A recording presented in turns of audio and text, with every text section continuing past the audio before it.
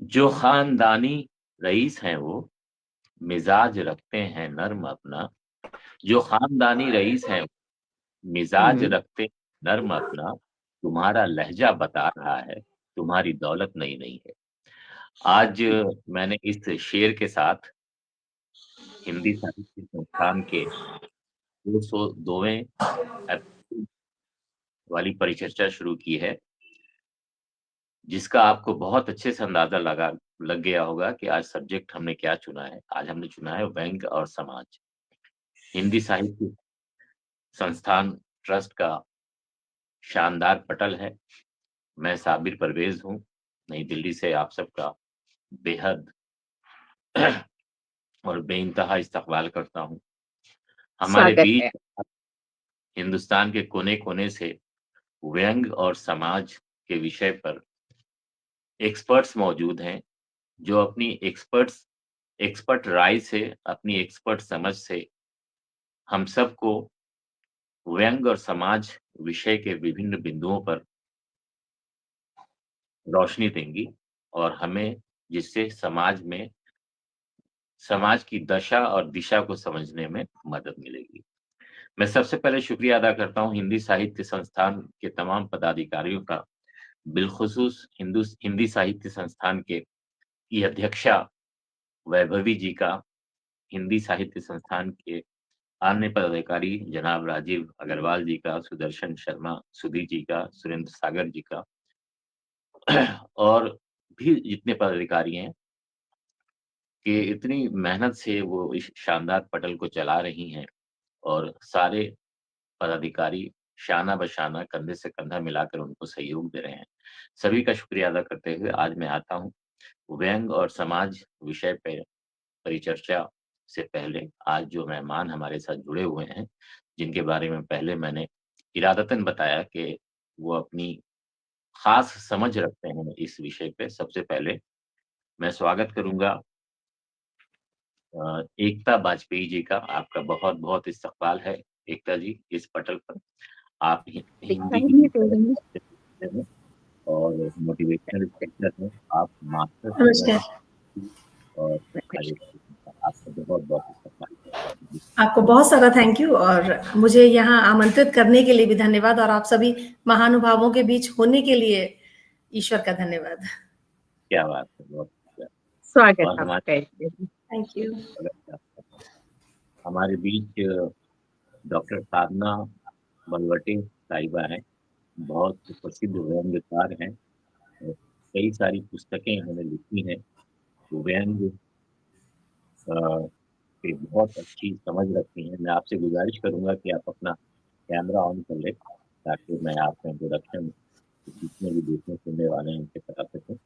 साधना जी, आपको मैं बहुत-बहुत इस्तकबाल करता जी हूँ। सबको नमस्ते। बस 2 मिनट में उपस्थित हो रही हूँ। ठीक है। 2 ही मिनट में उपस्थित हो रही हूँ बस। जी। तो साधना जी के बाद अब मैं चलना चाहूँगा अ, एक बहुत ही शानदार व्यंग्यकार और जिन्हें फूलों की कवियत्री के नाम से जाना जाता है। बहुत अच्छी कवियत्री, मेरी मुराद डॉक्टर मंजू गुप्ता से है। जो हिंदी की नमस्कार। एक प्रोफेसर रही हैं कमला नेहरू महाविद्यालय बहुत में। बहुत स्वागत है आपका। बहुत-बहुत स्वागत करता हूँ, आपका बहुत-बहुत धन्यवाद धन्यवाद। अब मैं चलना चाहूँगा दक्ष पनेरी जी की तरफ, जो आईटी मैनेजर हैं और एक बहुत ही शानदार कवि हैं। आपका मैं इस पटल पे बहुत-बहुत स्वागत करता हूँ। दक्ष जी, इस्तकबाल। बहुत बहुत शुक्रिया साबिर जी, बहुत बहुत शुक्रिया। आप सबको सादर प्रणाम। बहुत शुक्रिया। तो रस्मी तौर पर मैंने सभी आज के मेहमानों का इंट्रोडक्शन कराया है, तारुफ कराया है। हालाँकि आज के मेहमानों में से कोई भी मेहमान किसी भी तरह से किसी तारुफ के मोहताज नहीं है, लेकिन एक रस्म है जो निभानी पड़ती है। तो सबसे पहले मैं जानना चाहूँगा एकता बाजपेयी जी की तरफ, और मैं उनसे जानना चाहूँगा कि ये जो व्यंग्य और समाज है, ये जो टाइटल हमने लिया है, ये जो हमने परिचर्चा का विषय चुना है, तो आपसे मैं जानना चाहूँगा कि समाज में व्यंग्य क्यों ज़रूरी है? इसका क्या महत्व है? और सबसे पहले मुझे ये बताएँ कि समाज और व्यंग्य जो विषय हमने लिया है, इसमें कितनी गहराई है? उसके बाद आप बताएं कि समाज में व्यंग का क्या महत्व थैंक यू सो मच, नमस्कार, कि आपने मुझे ये सुंदर सा जो विषय है इस पे सबसे पहले बोलने का चुनना आपने मुझे। और मैं ये जरूर बताना चाहूंगी कि देखिए, समाज ना दो तरीके से अपने आप को व्यक्त करता है। एक जी होता है ज्ञात, एक होता है अज्ञात, जी। तीसरा होता है अज्ञेय। जो ये हम्म। अज्ञेय की समझ है ना, वही व्यंग है। क्योंकि जो क्या बात। हमें पता है कि मेरा नाम एकता है, ठीक है, हम्म। किसी ने अगर जाना कि एकता क्या करती है, सीबीएसई मास्टर ट्रेनर है या कोई मोटिवेशनल स्पीकर है, एक शिक्षिका हम्म। है। ये अज्ञात हम्म। था, वो भी ज्ञात हो गया। पर ये हम्म। अज्ञेय, इनका स्वभाव कैसा है, ये क्या हम्म। कहना चाहती हैं, इनका विचार कैसा है, जीवन को देखने का नजरिया कैसा है। तो क्या बात। जब आप इस पर उतरते, जब अज्ञेय की दिशा में आप आगे बढ़ते हैं, तब व्यंग उद्घाटित होता है। और व्यंग एक ऐसी समाज की व्यवस्था है, एक विधा है, जिसके द्वारा आप मीठे तौर पर न किसी को आक्षेप करते हुए थोड़ा थोड़ा हम्म। थोड़ा थोड़ा नाराज करते हैं, थोड़ा थोड़ा प्यार करते हैं। वो जैसे क्या। मटके के अंदर हाथ लगाकर मटका बनाया जाता है ना, नीचे से जी हाथ लगा के रखता है कुम्हार और ऊपर से उस मटके को थपकाता रहता है। तो व्यंग जी। समाज में वही स्थान रखता है। क्या तो बात मेरी है। समझ के अनुसार ना इसकी आवश्यकता भी बहुत है। कुछ आवश्यकताएं जो हमारे दर्शकों को आप बता सकते। इससे पहले मैं आपको रोकना चाहूंगा, हमारे बीच इस बेहतरीन पटल के पदाधिकारी जुड़ चुके हैं और कई दर्शक हमारे बीच जुड़ चुके हैं। हमारे बीच इस पटल के उपाध्यक्ष राजीव अग्रवाल साहब जुड़ चुके हैं। आपको बहुत बहुत इस्तकबाल करता हूँ। हमारे बीच और भी बड़ी बड़ी हस्तियां जुड़ चुकी हैं और इस परिचर्चा का आनंद ले रही हैं सारी हस्तियां, और अपने अपने कमेंट से भी हमें नवाज रही हैं। आप सबसे गुजारिश करूंगा कि ज़्यादा से ज़्यादा प्रोग्राम को शेयर करें और अपने बेहतरीन और प्यारे कमेंट्स के जरिए हम सब की हौसला अफजाई करें। और आप अपने सवालात भी हमसे पूछ सकते हैं, हमारे एक्सपर्ट बैठे हुए हैं, वो उन सवालात को देंगे और उनके जवाबात से हम सब ज़रूर कुछ सीखेंगे। ऐसी हमारी आशा है, ऐसी हमारी अपेक्षा है। और हम हर एपिसोड में कुछ ना कुछ सीख के जाते हैं और सीखना एक निरंतर प्रक्रिया है, जो इस वीक भी जारी है। तो डॉक्टर साहिबा, एकता जी, मैं जानना चाहूंगा कि समाज, कुछ एग्जाम्पल है आपके सामने जिससे समाज में हम रैंक को के महत्व को समझ सकें। जी बिल्कुल। अगर हम कभी अगर समाज में ही देख रहे हैं ना, कि समाज में कभी अभी आप देखिए जिस तरीके के समाज में वातावरण है, तो जी। लोग जब ये कह देते हैं ना कि समाज बहुत खराब हो गया है, दुनिया बिगड़ गई, तो मैं इस बात से बिल्कुल अतिरेक रखती हूँ और मुझे बिल्कुल नहीं ये बात जमती है। एक्चुअली हम्म। समाज पहले से बदला है और लोग पहले से सुधरे हैं। और ये तो अच्छा। पीढ़ी दर पीढ़ी चलता ही जाएगा। लोगों के अंदर बुद्धिमानी और समझ पैदा हुई है एक दूसरे को देखने की। लेकिन जब हम व्यंग करते हैं, जैसे आपने पहले कभी देखा होगा, शादियां हम्म। हमारे घरों में होती थी, तो घर की महिलाएं गालियां गाती थी, है ना। हम्म।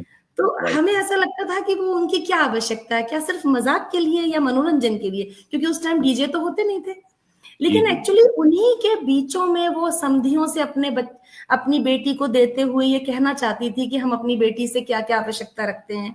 आपका ये हम्म। वाला व्यवहार होगा तो हम क्या करेंगे, वो वाला व्यवहार होगा तो हम क्या करेंगे, हमने आपके हम्म। लिए क्या किया है। तो एक हौसला बढ़ाना और अपना दायरा चौड़ा करने के लिए व्यंग किए जाते हैं। और व्यंग में एक चीज और होती है, जैसे कि मैं जैसे कक्षा 10-9 पढ़ाती रही हूँ जी। सीबीएसई स्कूल्स में। तो हमारे यहाँ हम्म। पे कुछ पाठ थे, जैसे कि एक गिरगिट पाठ था। तो हम्म। उस पाठ में रंग बदलते हुए लोगों को किस तरीके से प्रस्तुतिकरण है। एक हमारे यहाँ था क्या कि बात। कीचड़ का काव्य। अब हम्म। कोई भी व्यक्ति ये नहीं सोचते, हम ये सोचते हैं कि एक सफेद रंग और काला रंग होता है, एक बीच का सिलेटी रंग भी होता है। और हम्म। जब लोग ना सिर्फ सुंदरता फूलों में, लोगों में, स्त्रियों में, पुरुषों, बच्चों में, प्रकृति में देखते हैं, लेकिन जब कभी कोई व्यंगकार होता है तो वो कीचड़ की जमीन की मिट्टी में पड़ा पानी, पानी के हम्म। सूख जाने के बाद जो बनती है एक चौकोर सी आकृति, उसमें हम्म। से भी सुंदरता निकालकर जब वो कहता है कीचड़ का काव्य, कि आप क्या कीचड़ बात। के ऊपर क्या काव्य लिख सकते हैं। तो व्यंग बेशक। हमें इसी दिशा में कहता है कि क्या कीचड़ में कितने छोटे छोटे जंतु होते हैं, छोटे छोटे मक्खियां, कीड़े हम्म। जो पनप जाते हैं, जब वो खपरेल जैसा बनता है तो उसमें एक सुंदरता उभर कर आती है।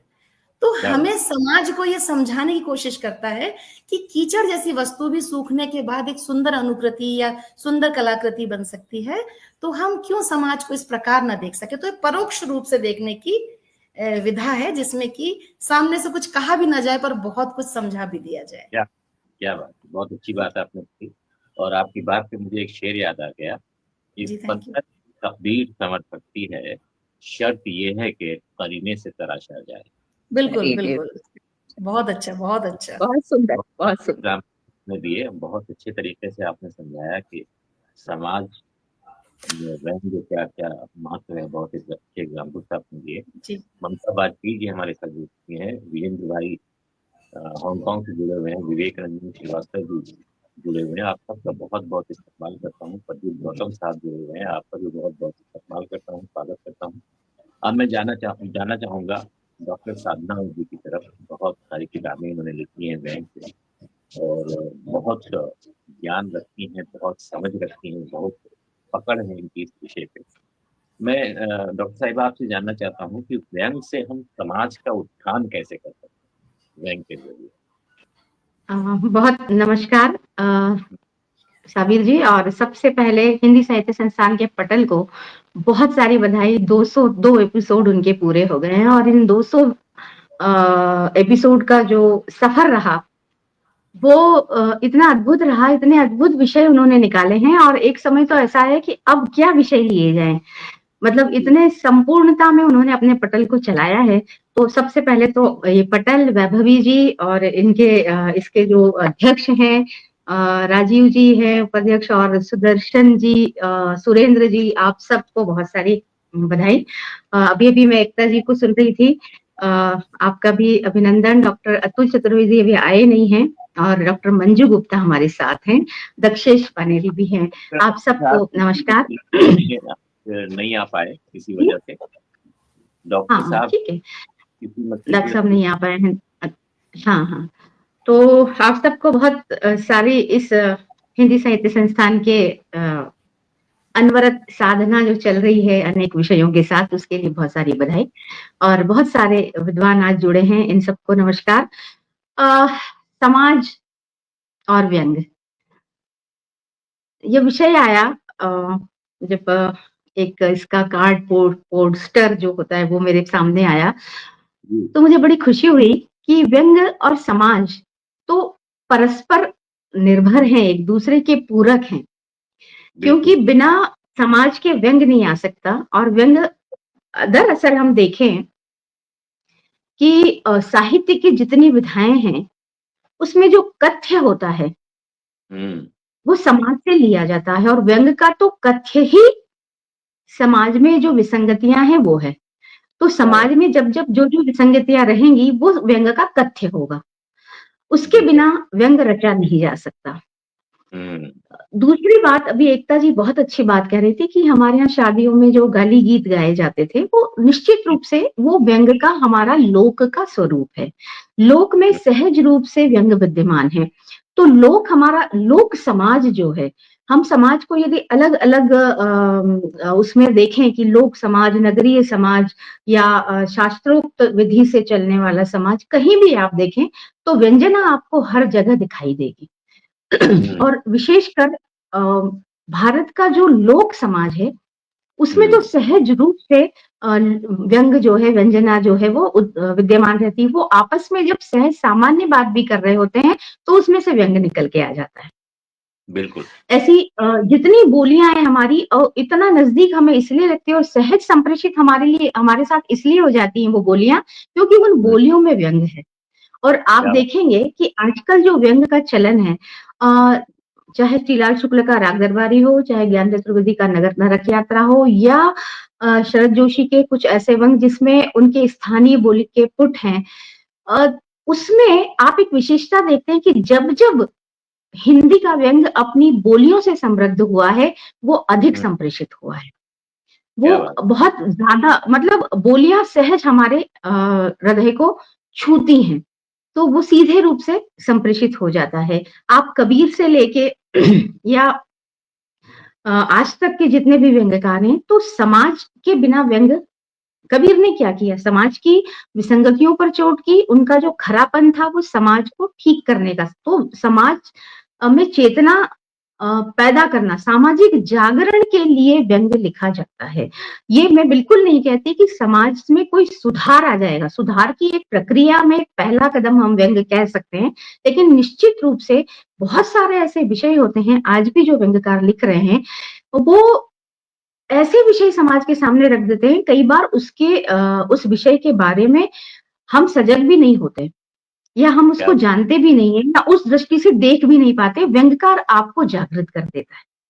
बेशक। जब कबीर जब कहते हैं कि मुंडाए हरि मिले तो सब कोई ले मुंडाए, बार बार के मूंडते भेड़े ना बैकुंठ जाए, या काकर पात्र जोड़ के मस्जिद लई बनाए, काचड़ मुल्ला बांधे क्या बहरे हो गए। तो सभी धर्मों, सभी आडंबरों, समाज में जितनी कुरीतियां हैं सब पर उन्होंने भरपूर कटाक्ष किए। तो ये समाज के उद्धार के लिए, समाज में जागरण लाने के लिए एक बार समाज जो अपनी मनुष्यों से बना वो समाज अपनी तरफ देखे कि क्या हम कितने वर्षों से जो कुरीतियां ढो रहे हैं उसमें कुछ जागृति लाने का अब समय आ गया है, क्या उसको कुछ ठीक करने का अब समय आ गया है। और समाज और व्यंग, समाज जो मनुष्यों से बना है, राष्ट्र में जो समाज की स्थिति होती है, हमारे लिए राष्ट्र हमारा समाज है। आप देखें केवल भक्ति काल में देखें या मतलब केवल आज के समय में नहीं देखें या कबीर का समय नहीं देखें, आप सूर को भी देखेंगे तो उनकी जो गोपियां हैं, ज्ञान जैसे विषय पर प्रेम का उल्हाना देते हुए वो भ्रमर गीत में उद्धव को सब समझा देती है। उससे बड़ा व्यंग मुझे नहीं लगता हिंदी साहित्य में कोई है। जो सूर का भ्रमर गीत है उससे बड़ा कोई व्यंग हमें हिंदी साहित्य में दिखाई नहीं देता।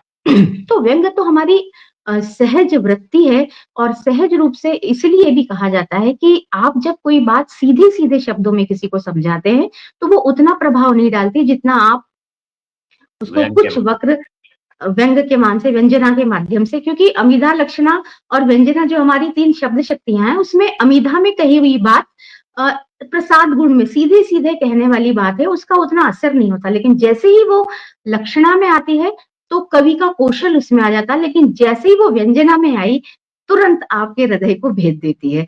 वो जो शूल है, व्यंग का जो शूल है, ऐसे हमारी मनुष्य की प्रवृत्ति होती है कि जब तक आपको कहीं कोई चुभन ना हो तब तक आप उसको याद नहीं रखते, तब तक आप उस पर ध्यान नहीं देते।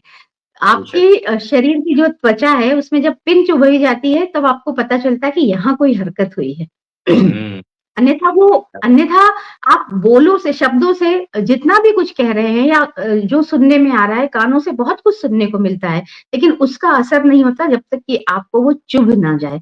तो ऐसी चुभती हुई बातें जब कही जाती हैं और उस व्यंग के स्वरूप को लेकर आगे जब हम बात करते हैं तो देखते हैं कि व्यंग वही ज्यादा संप्रेषित होता है जिसमें केवल और केवल व्यंग नहीं है, कटाक्ष नहीं है। बिना हास्य का जो व्यंग है वो केवल और केवल कटुक्ति है और कटुक्ति किसी को पसंद नहीं आती। और बिना प्रयोजन के लिखा गया हास्य जो है वो भी किसी को पसंद नहीं आता, क्योंकि वो मखौल है, मजाक है। जस्ट लाइक आजकल के जो स्टैंड अप कॉमेडियन बहुत उथला, बहुत छिछला व्यंग कर रहे हैं, वो उस तरह का रह जाता है। तो हास्य के साथ प्रयोजन हो, हास्य का कोई प्रयोजन हो, और वो प्रयोजन क्या है, वो व्यंग है, वो व्यंजना है। तो जब हास्य और व्यंग का एक संतुलित मात्रा में सम्मिश्रण होता है और वो व्यंग जब बनता है तो उसका सीधा सीधा प्रभाव जो है वो समाज पर पड़ता है। हम हमेशा कहते हैं समाज, साहित्य समाज का दर्पण है। प्रत्येक विधा जो है वो उसके लिए कहा जाता है कि वो साहित्य का समाज की दर्पण है। मैं हमेशा एक बात इसमें ऐड करती हूँ कि साहित्य समाज का दर्पण ही नहीं, समाज को अर्पण भी होना चाहिए। और ये जो अर्पण है ये व्यंग बहुत ढंग से कहता है। ये अर्पण जो है बहुत तरीके से व्यंग जो करता है, क्योंकि समाज के प्रति जो दायित्व बोध है वो व्यंग में सबसे अधिक दिखाई देता है। बाकी स्वांतः सुखाय लिखे जाने वाला जितना भी साहित्य है उसमें कहीं कहीं समाज सुधार भी आता है, कहीं कहीं समाज की स्थितियां आती है, वो वैसा का वैसा उसको रखती है जब तक कि उसमें कोई समाधान उस मतलब एक हमारे यहाँ कहते हैं कि व्यंजना जो शब्द है वो अंजन धातु से बना है, और अंजन का अर्थ होता है आंख में लगाया जाने वाला काजल। और आंख में जो काजल लगाया जाता है वो आपकी दृष्टि को निर्मूल कर देता है, आपकी दृष्टि को साफ कर देता है। जब आपकी आंखों से आंसू बह जाते हैं तो दृष्टि साफ हो जाती है। समाज में व्यंजना का भी वही स्थान है। जब वो समाज की आंखों में अंजन लगाया जाता है व्यंजना का, तो समाज की दृष्टि निर्मूल हो जाती है, समाज की विसंगतियां सामने आ जाती है और सही और गलत को देखने का फर्क जो है वो व्यंग्यकार आपके सामने व्यंग के माध्यम से रख देते हैं। मुझे लगता है इसके अलावा आपको और कुछ पूछना है तो बाद में बात कर सकेंगे और अन्य लोगों को भी अभी बात करनी होगी। दूसरे राउंड में हम लोग आएंगे। अभी आपने इंट्रोडक्टरी जो आपने ख्यालात का इजहार किया बहुत फ्रूटफुल रहा। उषा सक्सेना जी हमारे साथ जुड़ी हुई हैं, सुरेंद्र सागर भाई जुड़े हुए हैं, राजीव अग्रवाल साहब जुड़े हुए हैं और भी बड़ी बड़ी हस्तियां जुड़े हुए हैं और अपने कमेंट्स के माध्यम से हमारी हौसला अफजाई कर रहे हैं, हमारी बातों को सुन रहे हैं। और जाहिर सी बात है कि जो एक्सपर्ट्स हमारे बैठे हुए हैं, चाहे वो एकता जी हों, मंजू जी हों, चाहे वो साधना जी हों, चाहे हमारे दक्षेश भाई हों, सभी की बातें एज ए एक्सपर्ट वो सुन रहे हैं। और जाहिर सी बात है कि जो अच्छी बातें सुनी जाती हैं वो दिल तक पहुंचती हैं और वो दिमाग पर असर करती हैं, जिससे हम अपनी दशा को सुधारते हैं, अपनी सोच को बदलते हैं और जो रूढ़िवादी चीजें हैं उससे हम लोग आगे निकलकर कुछ अच्छा करने की कोशिश जरूर करते हैं। और यही कोशिश व्यंग के माध्यम से की जा रही है। हमारे बीच एक बहुत अच्छी कवित्री हैं, फूलों की कवित्री जिन्हें कहा जाता है, डॉक्टर मंजू गुप्ता जी। मैं उनके पास चलना चाहूंगा और मैं जानना चाहूंगा कि कविता के माध्यम से हम व्यंग को कैसे प्रदर्शित कर सकते हैं, कैसे फायदा उठा सकते हैं और कैसे हम अपनी बातों को रख सकते हैं जिसका डायरेक्ट फायदा समाज को हो। धन्यवाद साबिर जी, आपने मुझे आमंत्रित किया। सबसे पहले तो मैं हिंदी साहित्य संस्थान के सभी पदाधिकारियों को और मेरे जितने साथी वक्ता आज इस परिचर्चा में हिस्सा ले रहे हैं उनको, और साथ ही जो हमें सुन रहे हैं और हमारी परिचर्चा को सार्थक बनाएंगे, उन सभी श्रोताओं का अभिवादन करती हूँ, अभिनंदन करती हूँ और सबके प्रति अपना आभार व्यक्त करती हूँ। आज जो विषय लिया गया है ये बहुत महत्वपूर्ण विषय है, जिसके दो बिंदु हैं चिंतन के, व्यंग और समाज। समाज हम मनुष्यों से मिलकर बनता है, जिसमें हर प्रकार के व्यक्ति होते हैं, आयु की दृष्टि से, वर्ण, भेद, जाति, धर्म, मतलब अलग अलग भाषाओं वाले, अलग अलग स्वभाव वाले मनुष्यों से मिलकर ये मानव समाज बनता है। इस समाज में इतनी कमजोरियां हैं कि हमारे यहाँ मेरे ख्याल में परफेक्ट जैसा कुछ होता ही नहीं है। हम मनुष्य हैं तो कमियां और कमजोरियों का पुतला है। मुझे तो लगता है हम एक छलनी की तरह हैं जिसमें छेद ही छेद है। कहने को हम विकास करके बहुत दूर पहुंच गए हैं, लेकिन विकास के साथ साथ हम कितना नीचे गिर गए हैं और इंसानियत से कितना दूर चले गए हैं। क्या हम इंसान कहलाने के लायक भी रहे हैं? कई बार मेरे मन में ये विचार उठता है। तो व्यंग्यकार समाज की उन कमजोरियों, उन विसंगतियों और विद्रूपताओं को उद्घाटित करता है, समाज के सामने लाता है, जो आमतौर पर हम जानते तो हैं पर हमें दिखाई नहीं देती, जिनकी ओर हमारा ध्यान नहीं जाता। तो ध्यान आकर्षित करने के लिए समस्या की जड़ पर प्रहार करता है। मैं फूलों की कवित्री के रूप में जानी जाती हूँ मित्रों। मैंने फूलों पे 250-300 कविताएं लिख डाली हैं, लेकिन फूल जिस संघर्ष में पलता है, काश वो स्वभाव हम मनुष्य सीख लें। बिना चुनौतियों के फूल खिल ही नहीं सकता, वो कांटों के बीच ही पनपता है। ऐसे ही समस्याओं के बीच में हमारा जीवन चलता है। मुझे लगता है व्यंग्यकार एक सर्जन है। जैसे डॉक्टरी की बहुत सारी शाखाएं होती है ना, उसमें एक सर्जन भी होता है जो शरीर के अलग अलग अंगों का ये बीमारी खोज कर उसकी जड़ तक पहुंचता है, और जब तक वो बीमारी का पता नहीं चलता तब तक इलाज हो नहीं सकता। व्यंग्यकार यही सर्जन का, स्पेशलिस्ट का काम करता है कि समस्या की जड़ पर प्रहार करता है, उसे सीधे साधे सरल शब्दों में सार्थकता के साथ समाज के सामने उद्घाटित कर देता है और हमारी आंखों में उंगली डालकर हमें दिखाता है, बताता है कि कहाँ कहाँ कहाँ लूप होल्स हैं, कहाँ कहाँ छेद है और सुधार की जरूरत है। फिर हम सुधरे ना सुधरे ये हमारे हाथ में, इलाज करें या न करें। आज मुझे लगता है कि हम मनुष्यता से इतना नीचे गिर गए हैं कि हमें मनुष्य कहने में शर्म आती है। मैं एम्स कैंपस में रहती हूँ, मेरे परिवार में सब डॉक्टर्स हैं, तो मेरी कविताओं में भी डॉक्टर की बात बहुत आती है, इसीलिए मैंने कहा मैं व्यंग्यकार को सर्जन मानती हूँ, एक स्पेशलिस्ट मानती हूँ। और मेरे घर में आई स्पेशलिस्ट बहुत हैं, तो मेरा दामाद बहुत नामी आई स्पेशलिस्ट है। तो मैं बात यहाँ से शुरू करती हूँ। मुझे फूलों की कवित्री के नाम से जाना जाता है, लेकिन फूलों के अलावा मैंने जब ये विषय मुझे वैभवी ने दिया तो मैंने कहा व्यंग से मेरा क्या नाता है। तो उसने कहा नहीं नहीं आंटी आपको हिस्सा लेना है। तो मैंने अपनी पुरानी 25-30 साल पुरानी डायरी पढ़ी और मैंने देखा फूलों की कवित्री ने हर विषय को कैसे देखा है। मैं आपको अपनी कविता के माध्यम से इस विषय से परिचित कराऊंगी। आंखों वाले अंधे।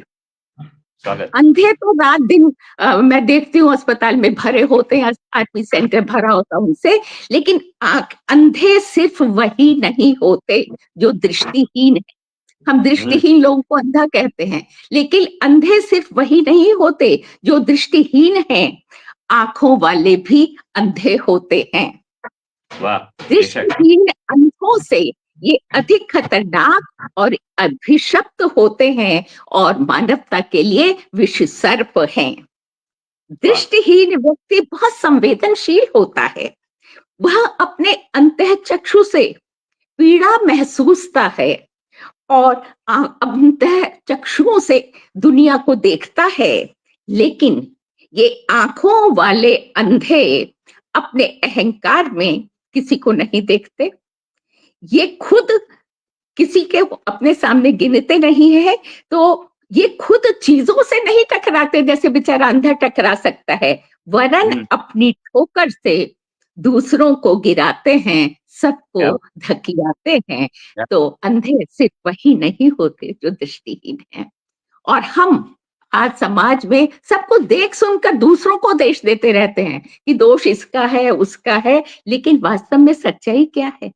अगर हम अपने में झांके तो हम में भी कमियां इतनी है, अगर हम खुद सुधर जाएं तो समाज सुधर जाएगा। हम देश को, नेताओं को, संस्थाओं को, सड़क के गड्ढों को, कूड़े के ढेर को, सबको कोसते हैं, सबको गलियाते हैं कि देश का हमने अपनी दिल्ली का क्या हाल बना रखा है, पर्यावरण का विनाश कैसे कर रखा है, लेकिन उसमें हमारी भूमिका क्या है?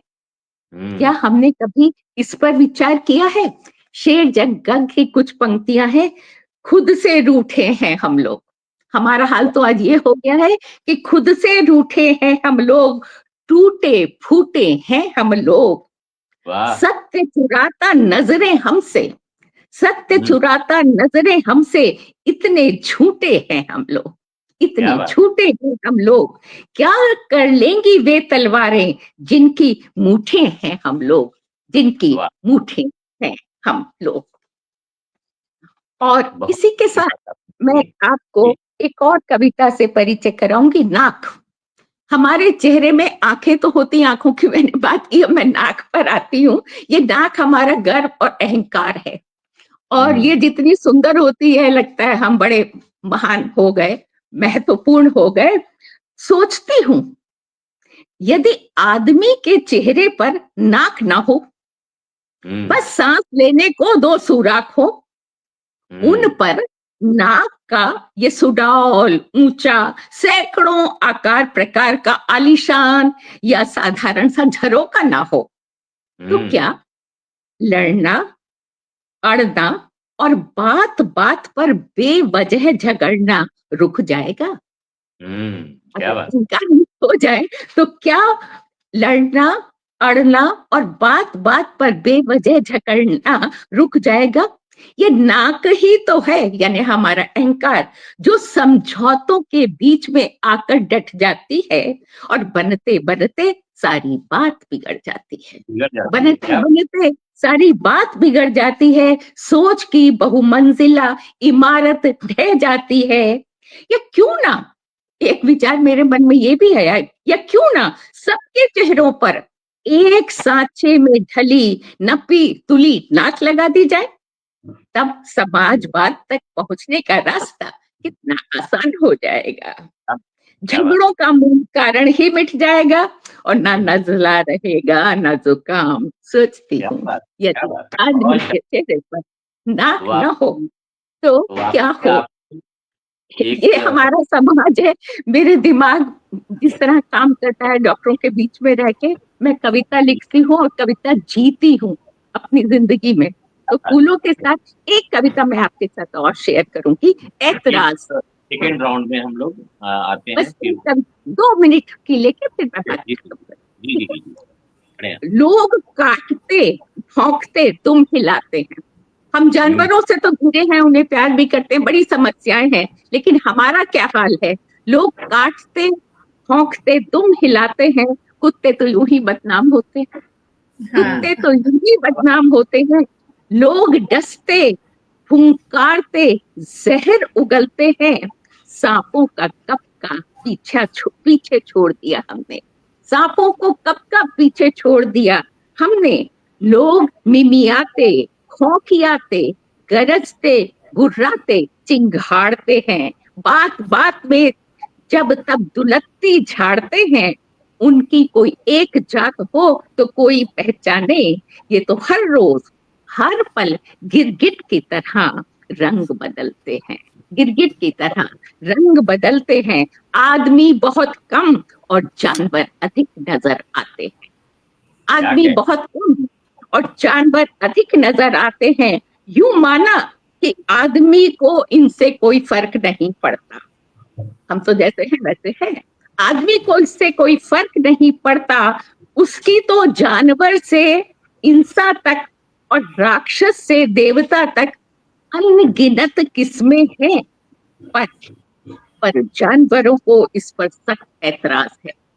पर जानवरों को इस पर सख्त ऐतराज है कि आदमियों की ये जानवर नुमा कौन सी जात है। आदमियों की जानवर नुमा ये कौन सी जात है। यदि ये आदमी है तो जरा आदमी होकर दिखाए। यदि ये आदमी है तो जरा आदमी होकर दिखाए। अन्यथा अपना नाम अपनी जात बदलवाएं। अपना नाम अपनी जात बदलवाएं। जानवरों को ऐतराज है। बहुत तो शानदार से अपनी व्यंग्य समाज के जख्मों को कुरेदता है, परतों को उधेड़ता है। जहां जहां कालिक है, जहां जहां रोग है, उसको हमारे सामने बड़ी खूबसूरती से सशक्त ढंग से लाता है, हमें जागरूक करता है। उसके बाद सुधरना ना सुधरना हमारे अपने ऊपर है। अगर हम सुधार चाहते हैं तो दिशा वो हमें देता है, वो दिशा बोधक दिशा दर्शक का काम करता है और एक अच्छा बात है। वाकई जो व्यंग्यकार होता है वो एक सर्जन की तरह होता है, और आपने बिल्कुल अपनी डॉक्टरी समझ को कविताओं के माध्यम से, व्यंग के माध्यम से हम सबके बीच में रखी अपनी बातें बहुत अच्छे से समझ में आ गई।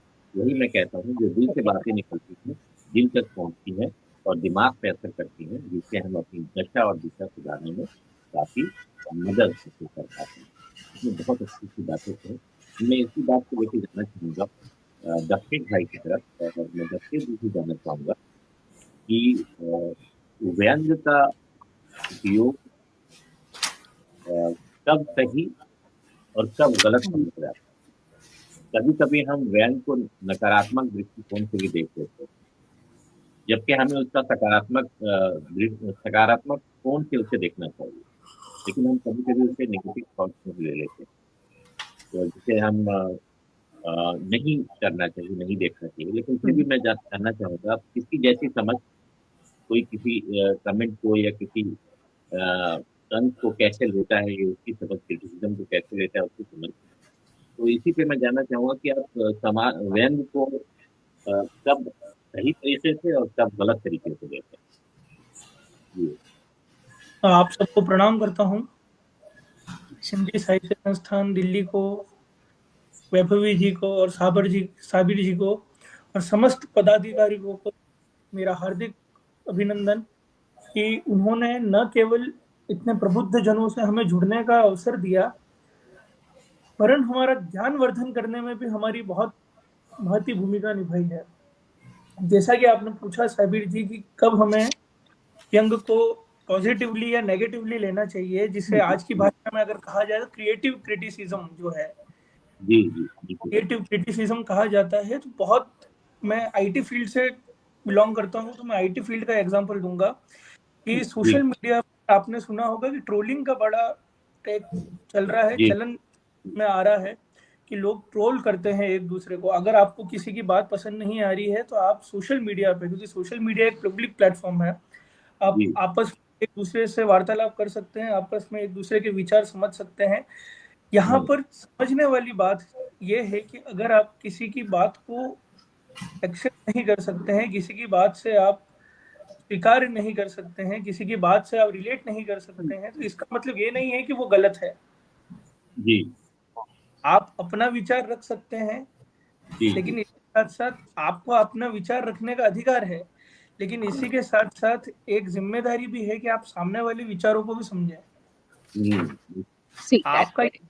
है कि आप अगर ये हैं कि मैं ही सही हूं और आप सामने वाले को व्यंग का प्रयोग कर कर उसे कमतर दिखाने की कोशिश कर रहे हैं, उसे नीचा दिखाने की कोशिश कर रहे हैं, तो वो एक बहुत गलत बात है। जैसा कि एकता जी ने कहा था कि जो उन्होंने उदाहरण दिया था कि कुम्हार जो होता है मटके के अंदर हाथ रखता है और बाहर से चोट करता रहता है, तो व्यंग इसी प्रकार का होना चाहिए कि अंदर से आपका, जो मंजू जी से मैं बात कर रहा था तो मंजू जी ने कहा कि हमें आत्म अवलोकन करने की आवश्यकता है, आत्म समीक्षा करने की आवश्यकता है।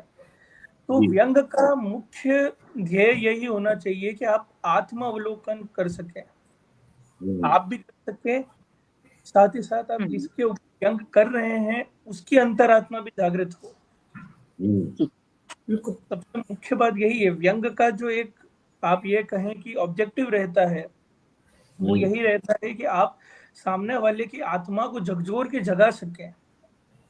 मैं राजस्थान से आता हूं, तो यहाँ पे जो चारण काव्य रहा है, चारण साहित्य रहा है, तो चारणों का यही काव्य जो रहा, उसमें उनका मुख्य ध्येय यही रहता था कि जो राजा महाराजा होते थे उनको युद्ध के लिए जागृत करना, और अगर वो युद्ध से विमुख हो रहे हैं किसी भी कारणवश, तो उनकी उस आत्मा को झकझोर कर व्यंग के साथ, व्यंग का प्रयोग करके, तीक्ष्ण व्यंग का प्रयोग करके, तीखे शब्दों का प्रयोग करके उनकी अंतरात्मा को जगाना कि आप अपने धर्म से, अपने कर्तव्य से विमुख ना होइए। तो अगर इस तरीके से अगर व्यंग का प्रयोग किया जा रहा है तो वो पॉजिटिव है।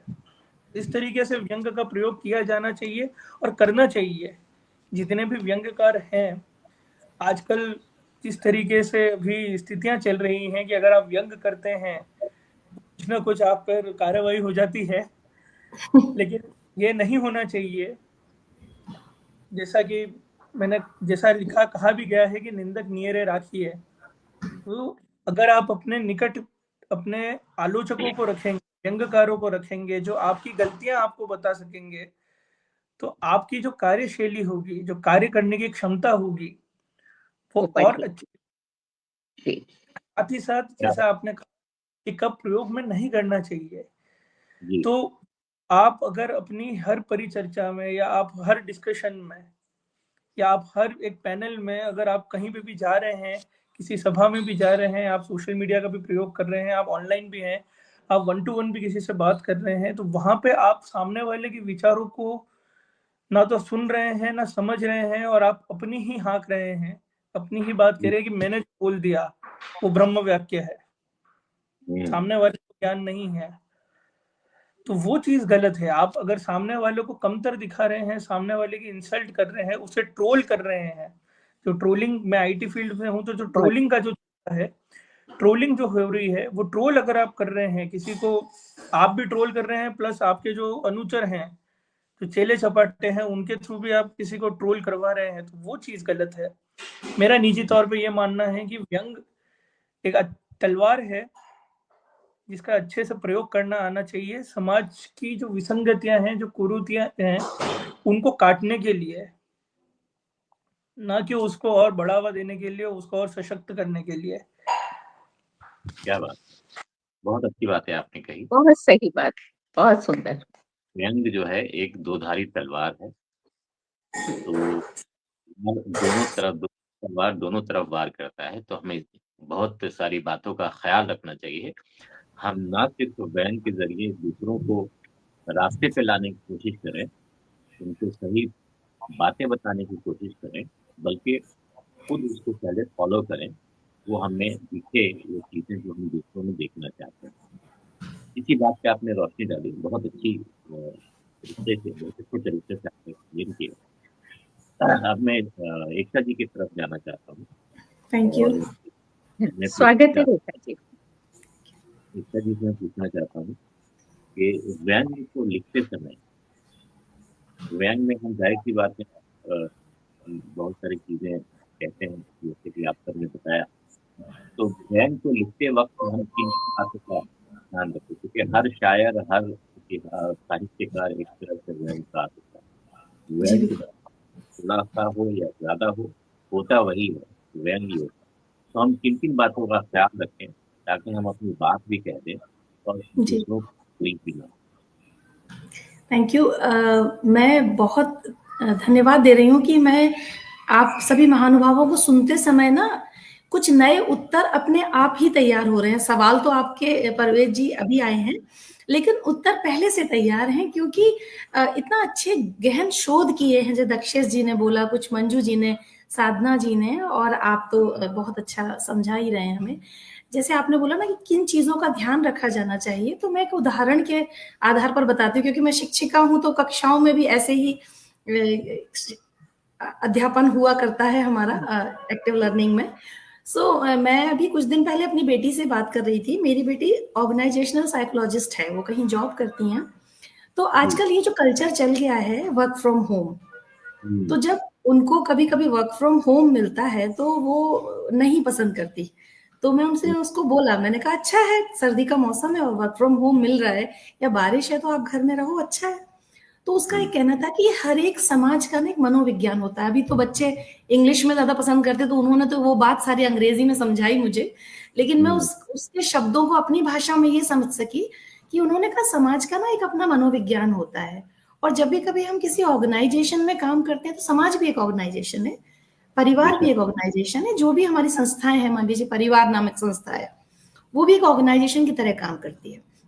तो जैसा कि आपने कहा कि हमें किन किन बातों का ध्यान रखना चाहिए, उसके पहले दक्षेश जी ने जो बोला कि कभी कभी व्यंग कटाक्ष और कटाक्ष से निचले स्तर पर चले जाते हैं, और वो हमारे सुधार को सुधार करने की जगह पर हमको डिमोटिवेट कर देते हैं। हाँ, तो जब मेरी बेटी ने बोला कि मम्मा, जब हम लोग अपने ऑफिस के एनवायरनमेंट में होते हैं, तो कई बार जब हम काम कर रहे होते हैं, तो सिर्फ हमारा काम ही नहीं बोलता है, हमारी बॉडी लैंग्वेज बोलती है। आसपास के लोगों से, वातावरण के साथ जब हम सामंजस्य बिठाते हैं, कभी कोई हमें, अब अगर मैं कोई काम करने जाती हूँ और वहां से किसी की निगाहें दूर से आ रही है ऐसे करते हुए कि देखते हैं ये क्या करेंगी, है ना, या कहीं दूर से ऐसे आता है कि वाओ तुम तो कर ही लोगी कांचना, तो बोले ये जो बॉडी लैंग्वेज है, जो वातावरण के साथ हमारा संतुलन और सामंजस्य है, वो हमें एक तरीके से व्यंग भी करता है ना हमारे साथ। तो जब मैं काम करने चलती हूँ, या मैं किसी से काम करवाती हूँ, या जाकर अगर मैं किसी के बगल में खड़ी हो जाती हूँ, तो बोले कई बार बिना कुछ बहुत बोले एक छोटा सा व्यंग आता है कि अब ये आई हैं हमारी सीनियर, तो हमसे कोई काम करेंगी। तो बिना कहे सुने एक बहुत अच्छा सा एक जुड़ाव बनता है। तो समाज में भी जब हम लेखन करने चलते हैं, तो ये जुड़ाव हमारा व्यवस्थित रहे।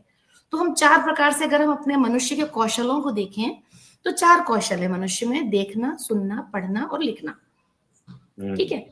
अब ये तो सर्टिफाइड हैं, जो कि हमारी किताबों में लिखे हैं, मनोवैज्ञानिकों ने हमको बताए हैं, और हमारे ज्ञान को बढ़ाने के लिए सहायक हैं। लेकिन जब कभी हम व्यंग लिखने चलते हैं या कोई हम कला का माध्यम प्रयोग करते हैं, चाहे हम पेंटिंग बनाएं या फिर हम लिखें पढ़ें, उस समय एक और कौशल आता है, वो है मनन करना, चिंतन करना। अब लिखना, पढ़ना, बोलना, सुनना, उसके उन सब द्वारों के बाद एक पांचवा है कि उन सब के बाद मनन चिंतन। तो जब आप लिखने चल रहे हैं तो जरूर इस बात का ध्यान रखें कि देश काल और परिस्थिति क्या है। जैसा कि साधना बलवटे जी ने कहा था, कथ्य और कथानक। कथ्य क्या है, समाज की आवाज क्या है, देश काल की परिस्थिति क्या है, समकालीन वातावरण क्या है, समकालीन लेखक। अब समकालीन लेखकों में हम सिर्फ उन्हीं लेखकों को जानते हैं जिनके बहुत सारे नाम हैं। कबीर जी उसमें, मतलब उनसे तो मुझे ऐसा लगता है कबीर जी जो हमसे बड़ा व्यंगकार नहीं हुआ, नहीं वो व्यंगकार नहीं, लेकिन हम उन्हें व्यंगकार के रूप में भी ले सकते हैं, क्योंकि व्यंग उनमें है, बहुत व्यंग है उनकी बात में। अब इवन आप देखिए, तुलसीदास जी ने लिखा है एक जगह पर कि राम राम सब कोई कहे, दशरथ कहे न कोई, एक बार दशरथ कहे, कोटि जन्म फल होए। अब लोग क्या करेंगे, हाँ, जब लोग क्या कहेंगे कि दशरथ दशरथ दशरथ दशरथ, कोई क्यों नहीं पढ़ता, क्यों नहीं पढ़ता? इस चौपाई के बाद तो ये हो जाना चाहिए था ना। पर एक्चुअली अगर आप उसको बहुत ध्यान से पढ़ेंगे, बहुत ध्यान से समझेंगे, तो उसमें है राम राम सब कोई कहे, दशरथ कहे ना कोई। हमारे 10 द्वार हैं, 10 छिद्र हैं हमारे शरीर के। उन 10 छिद्रों को जब हम रीता करते हैं, दशरथ, 10 प्रकार से हम अपने आप को रीता कर दें, जब पूर्णतया से हम रीते हो जाते हैं, जब वो खाली हो जाते हैं, तब कहीं जाकर हम राम को अपने अंदर स्वीकार कर पाते हैं, राम का वास आता है। और जब एक बार दशरथ करे और कहे, कोटि जन्म फल होए, फिर आप कोटि जन्म, जितने कोटि जन्म हैं, उन सभी जन्मों का एक ही तो फल है, स्वयं की प्राप्ति, स्वयं से स्वयं की यात्रा कंप्लीट होना।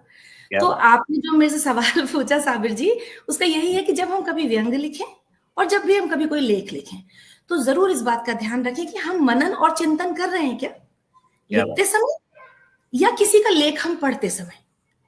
अगर हम फेसबुक पर जाते हैं, ऑनलाइन पढ़ रहे हैं, ऑफलाइन पढ़ रहे हैं, कागजों को हाथ में ले रहे हैं, बहुत कुछ कहता है जब एक पेज पलटता है और हमारी उंगलियों के बीच से जब वो पलट कर आता है। तो मैं तो इस बात की बहुत बड़ी प्रशंसक हूँ कि किताबों को हाथ से पढ़ने का आनंद ही कुछ और है। तो सब कुछ जब आप पेज पलटते हैं ना, तो कई बार आपके दिल दिमाग का एक पूरा विचार पलट जाता है। उस पलटन को देखिए, उलट कर देखिए कि आपके विचारों से कहीं समाज में कोई एक ऐसी बात तो नहीं चली जा रही है जो उस छोटी सी बात से किसी का जीवन बदल जाए, या छोटी सी बात से किसी का जीवन पूरी तरह पतन में उतर जाए। तो व्यंग करते समय आपको कोमलता का ध्यान बहुत रखना है। और बहुत से लोग हैं जिन्होंने हंस हंस कर ही बहुत प्यारी प्यारी बातें कह दी हैं। तो हमें मनन और चिंतन का ध्यान रखना है व्यंग के समय। जितनी मेरी जानकारी है, मैं इतना बता सकती हूँ। बातें आपने कही, मनन और चिंतन का ध्यान रखना है। जब हम व्यंग करें किसी पर या किसी व्यवस्था पर, किसी समाज पर, राजनीति पर, या किसी भी तरीके से किसी भी सिचुएशन पर, किसी भी संस्था पर या किसी भी समाज पर, तो मनन और चिंतन जब हम पहले करें, उसके बाद जो उसका प्रतिफल है, उसके आधार पर हम जरूर व्यंग करें। अब मैं सीधे सीधे डॉक्टर साधना बलवटे साहिबा की तरफ जाना चाहूँगा। और पहले राउंड में उन्होंने सबने बहुत अच्छी अच्छी बातें कही, और जो मैंने पहले अर्ज किया कि सभी ने अपने दिल से बातें कही हैं जो दिल तक पहुंची हैं। और डॉक्टर साहिबा, मैं आपसे जानना चाहूँगा कि व्यंग जनरली हम लोग व्यवस्था या राजनीति पर, या जो राजनीतिक परिस्थितियां हैं या जो समाज की परिस्थितियां हैं, उस पर लिखते हैं। तो क्या इसका सकारात्मक प्रभाव आपको अपनी निजी जिंदगी में कभी दिखा, कभी फायदा इसका? मैं प्रैक्टिकल होना चाह रहा हूँ इस बार सेकेंड राउंड में। कभी ऐसा आपने कुछ देखा है कि व्यंग का प्रभाव पड़ा है समाज में, या जिस पर आप लिखना चाह रही हैं, कहना चाह रही हैं, उस पर कभी एक्सपीरियंस किया है आपने कि उसका प्रभाव पड़ा है और चीजें अच्छी हैं? हाँ, देखिए, ये बहुत अच्छा प्रश्न भी है, क्योंकि हम जब भी किसी साहित्य की विधा का बात करें या व्यंग की विशेष करके बात करें, और व्यंग के साथ तो ये अपेक्षा बहुत बढ़ जाती है कि उसका कोई सकारात्मक प्रभाव होना ही चाहिए।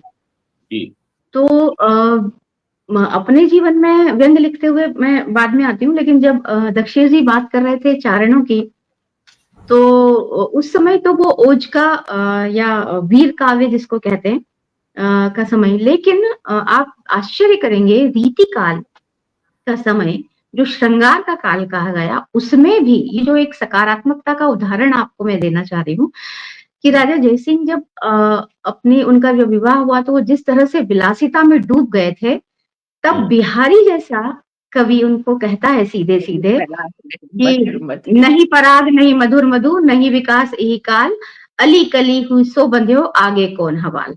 कि अली जो है, राजा जो है, वो अब कली के साथ बन गया, आगे इस देश का इस समाज का क्या होगा। उस समय राजा जयसिंह चेतते हैं और उनको बुरा नहीं मान के उसको पुरस्कृत करते हैं बिहारी को, और फिर उसके बाद वो अपने शासन और सत्ता की तरफ। तो व्यंग का ये बहुत सार्थक उदाहरण आपके सामने रखा है मैंने।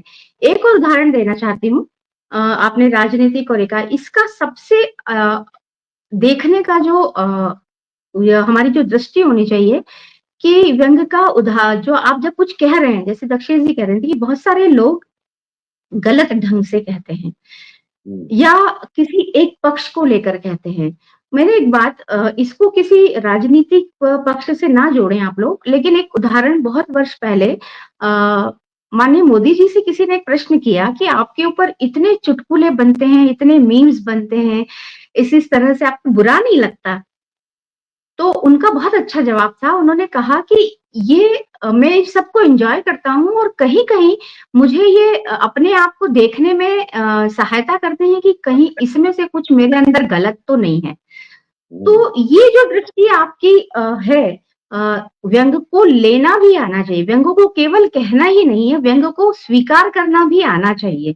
तो जब तक समाज में व्यंग को स्वीकार करने का वातावरण नहीं बनता है, तब तक व्यंग आपका, क्योंकि मैं व्यंग के लिए 2-3 बातें हमेशा कहती हूँ कि व्यंगकार स्वाभिमानी होता है। तुलसी का एक दोहा है जिसकी लाइन है कि तुलसी अब का हुई है नर के मनसबदार।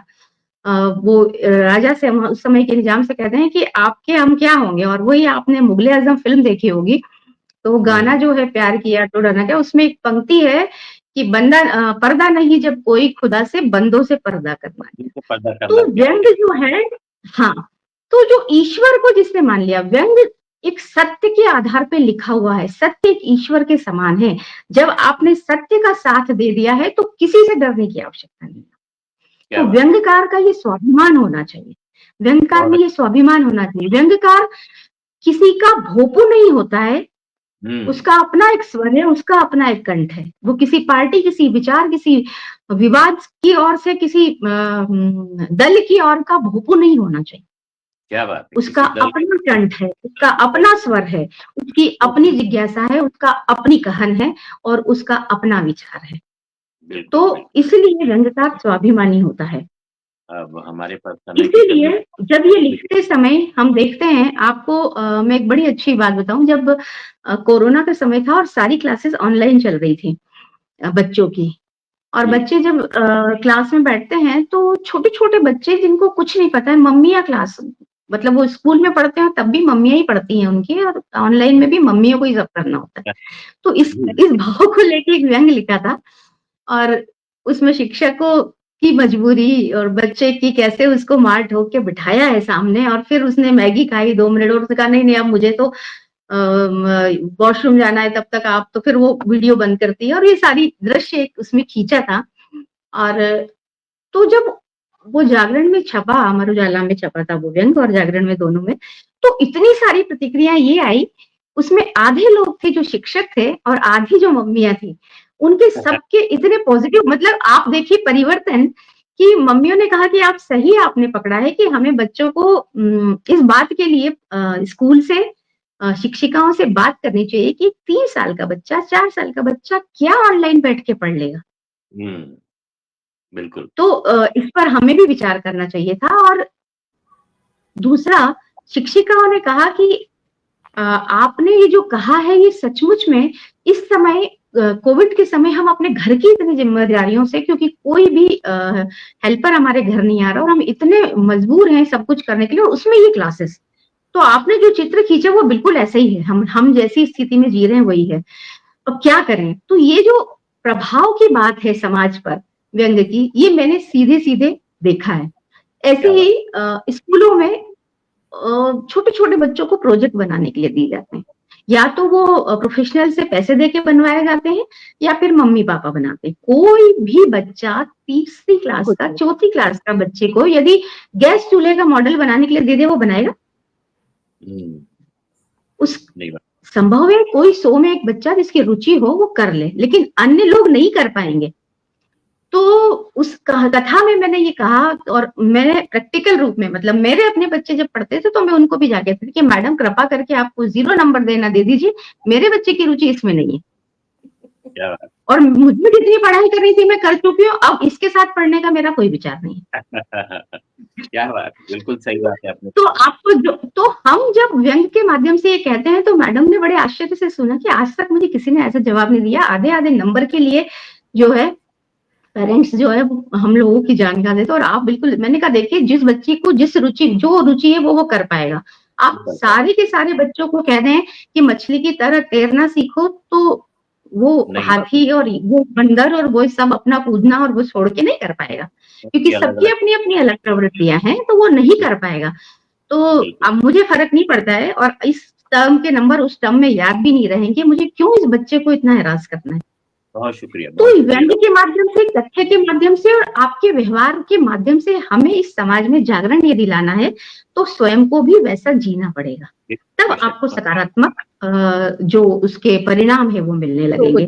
इसलिए हाँ, तो ये जो समाज में फोड़े कह रही थी ना एकता जी, जब कह रही थी तो मुझे याद आया था, मैंने अपनी किताब शरद जोशी पर जब पीएचडी कर रही थी उसमें व्यंग को जब मैंने व्याख्यायित किया तो उसमें लिखा था कि समाज के अंग पर जो फोड़े, विसंगति रूपी फोड़े, आडंबर रूपी फोड़े उगाते हैं, उसका मवाद को निकाल लेना, उसकी सर्जरी कर देना ही व्यंग्यकार का काम है। उस मवाद को निकाल के उसको स्वस्थ कर देना, समाज को एक स्वस्थ वातावरण निर्माण, स्वस्थ समाज के निर्माण के लिए, और स्वस्थ समाज का निर्माण यानी नैतिक मूल्यों की पुनर्स्थापना। जहां जहां नैतिक मूल्य विखंडित हुए वही व्यंग की आवश्यकता हो जाती है।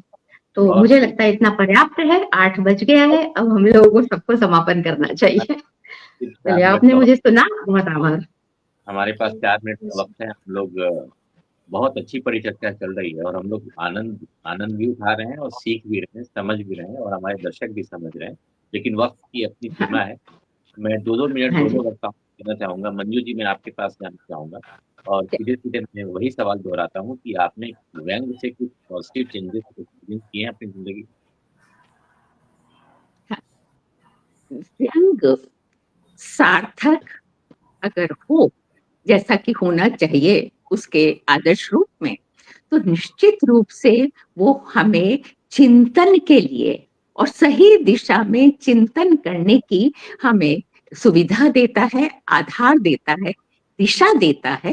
वो एक तरीके से पथ प्रदर्शक है, मार्गदर्शक है। वो हमारी आलोचना नहीं कर रहा है, वो हमारी कमियों की ओर हमें सचेत कर रहा है, जागरूक कर रहा है। और अगर ये काम व्यंग कर पाता है तो निश्चित रूप से समाज में उसकी बहुत जरूरत है। और आप देख रहे होंगे कि आज व्यंग नाम की विधा को गद्य हो चाहे पद्य, सबसे ज्यादा अहमियत दी जा रही है। इतने सम्मान व्यंग शिरोमणि, व्यंग सम्राट, है ना, ये दिए जा रहे हैं। और इतने अच्छे व्यंगकार हमारे समाज में हैं, हरिशंकर परसाई, शरद जोशी, श्रीलाल शुक्ल, इनकी छोड़ दें तो प्रेम जन्मेजय, हरीश नवल, प्रताप सहगल, ये सब जिस तरीके का व्यंग लिख रहे हैं, ये समाज के शिल्पकार हैं। समाज की कमियों और कमजोरियों को दूर करके, उसे सचेत करके हमें ये कहिए दिशा दे रहे हैं, हमें ये समझा रहे हैं, हमें ये चिंतन करने का विषय दे रहे हैं कि कहाँ कहाँ सुधार करने से सुधार होगा। और अपनी बात को मैं निदा फाजली के एक शेर से खत्म करती हूँ। जिंदगी भर गालिब ये भूल करता रहा, जिंदगी भर गालिब ये भूल करता रहा, धूल आंखों में थी लेकिन चश्मा साफ करता रहा। क्या बात धूल आंखों में थी लेकिन चश्मा साफ करता रहा, चश्मा साफ करता रहा, जिंदगी भर गालिब ये भूल करता रहा। तो भूल सुधर जाए, हम अपने को सुधारने की दिशा में आगे बढ़ जाए। अगर व्यंग ये कर पाता है तो निश्चित रूप से वो सार्थक है, समाज के लिए, साहित्य के लिए, जीवन और मनुष्य के लिए, सबके लिए उपयोगी है, जरूरी है, अनिवार्य है। बेशक। दक्षेश जी, अब वक्त की कमी है, लेकिन मैं आपसे, आप कवि भी हैं और कवि से अगर उसकी कविता ना पूछी जाए तो बहुत अच्छा नहीं होता। तो मैं आपसे गुजारिश करूंगा कि आप व्यंग पर या किसी विषय पर अगर आपने कोई कविता लिखी है तो जल्द हमें सुना दें, हमें बहुत बेचैनी हो रही है। साबिर जी, क्योंकि समय अभाव है और मैं अधिक समय नहीं लूंगा, लेकिन मैं आपको एक अपनी जो लिखी एक कविता है उसकी 2 पंक्तियां करना चाहूंगा कि विडंबनाओं की स्थिति हो गई बड़ी उदास, विडंबनाओं की स्थिति हो गई बड़ी उदास, घोड़ों को घास नहीं गधों को च्यवनप्राश। क्या बात है। तो मेरा ये मानना है, और जैसा कि साधना जी और मंजू जी ने कहा कि व्यंग को पॉजिटिवली लेना चाहिए, और साधना जी ने जैसा स्कूल का एक एग्जाम्पल दिया था, मैं आपको मेरा निजी जीवन का निजी अनुभव बताऊंगा कि मैं जब मीडियम सेक्शन में था, मैं 7th 8th में रहूँगा, तो मैथमेटिक्स में मैं बहुत अच्छा नहीं था। तो हमारे जो मैथमेटिक्स के सर थे उन्होंने पीटीएम में सारे क्लास के सामने मेरे पेरेंट्स को कहा था कि आपका बेटा लाइफ में सब कुछ करेगा लेकिन मैथमेटिक्स कभी नहीं कर सकता। और वो व्यंग उन्होंने दिया था, बट ईश्वरीय अनुकंपा से मैंने उसको पॉजिटिवली लिया। जैसा मंजू जी ने कहा कि हमें पॉजिटिवली लेना चाहिए उसको, मैंने पॉजिटिव, और विद डिस्टिंक्शन मैंने इंजीनियरिंग कर ली, क्योंकि इंजीनियरिंग पूरा एक मैथमेटिक्स बेस्ड सब्जेक्ट होता है। तो अगर आपने व्यंग को अपने विकास के लिए, अपनी ग्रोथ के लिए, अपने उद्यम के लिए प्रयोग किया तो वो व्यंग सार्थक है, उस व्यंग का किया जाना सार्थक है। इसी के साथ इति करता हूँ। धन्यवाद। आपने बहुत ही पॉजिटिवली लिया, अपनी कमजोरियों को स्वीकार कर ले और उन्हें सुधारने की चेष्टा करें तो सारी समस्याओं का हल हो जाएगा। बहुत अच्छी बात है, बातें आपने कही। मंजू जी आपका, माता जी आपका, डॉक्टर साधना आपका, दक्षेश जी आपका, और हिंदी साहित्य के संस्थान के तमाम पदाधिकारियों का, वैभवी जी, राजीव अग्रवाल जी, लक्ष्मण शर्मा जी, प्रेम सागर जी, और जितनी भी हस्तियों ने हमें देखा, सुना, अपना आशीर्वाद दिया, अपनी मोहब्बतों से नवाजा, अपनी शफकत और नायतों से नवाजा, सबका शुक्रिया अदा करता हूँ। और अपने लिखे खते से आज की बात खत्म करता हूँ। जो मुझे लग रहा है इस पूरी परिचर्चा का बीज है, उसको मैं 4 लाइनों में बयान करने की कोशिश करता हूँ।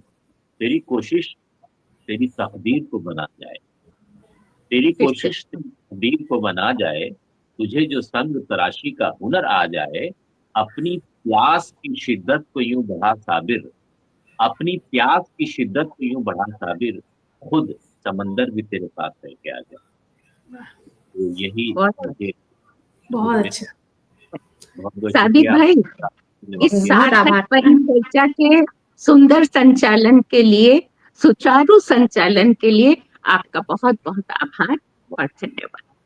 बहुत शुक्रिया, बहुत बहुत आभार, आप सभी का बहुत आभार। बहुत आभार। और साबिर जी, मैं आपको एक अनुरोध करना चाहती हूँ। आपने इतना सुंदर विषय उठाया था और जिस तरीके से आपने संचालन किया, सबसे अच्छी बात यह कि आपने हमें बोलने का मौका दिया, ये बहुत अच्छा होता है। और आप इतने शांति से हम सभी को सुन रहे थे, जबकि आपके अंदर इतना सारा ज्ञान था, तो इसके लिए थैंक यू।